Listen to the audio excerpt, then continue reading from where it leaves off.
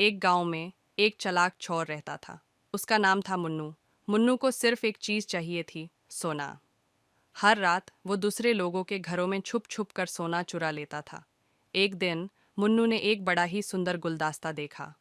उसने सोचा, ये तो मेरे लिए ही बना है।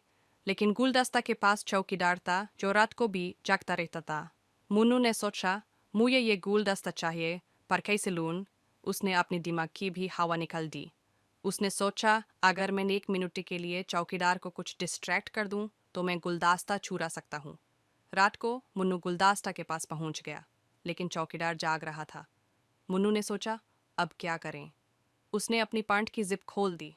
चौकीदार ने देखा और गुस्से से बोला, ओए, ये क्या कर रहे हो? मुन्नू ने जल्दी से बोला, अरे भैया, मेरी जिप अटक गई थी। बस थोड़ी देर के लिए देख लीजिए, मैं ठीक कर लेता हूँ।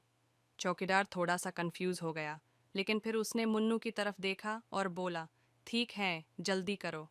मुन्नू ने जल्दी से गुलदस्ता उठा लिया और भाग गया।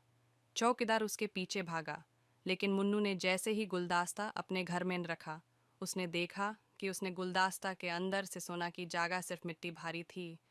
मुन्नू हैरान हो गया और बोला, ये तो धोखा है। तभी उसने देखा कि चौकीदार भी उसके घर के अंदर आ गया है। मुन्नू को समझ आया कि चौकीदार भी उसकी चाल पे चाल रख रहा था। चौकीदार ने कहा, भगवान की कसम, मैंने तुम्हें पकड़ा है। लेकिन मुन्नू ने मुस्कुराकर कहा, अरे भैया, आप तो मेरे ही घर में हैं। अब तो गुलदस्ता वापस दे दो। चौकीदार ने शर्मिंदा होकर गुलदस्ता वापस किया। मुन्नू ने सोचा, कहानी में सस्पेंस तो था ही, पर मजाक भी ज़रूरी है। इस तरह मुन्नू ने एक छलंग भरा प्लान बनाया और चौकीदार को उल्लू बनाया। और वही उसकी कहानी का नाम भी था, चोर और गुलदस्ता।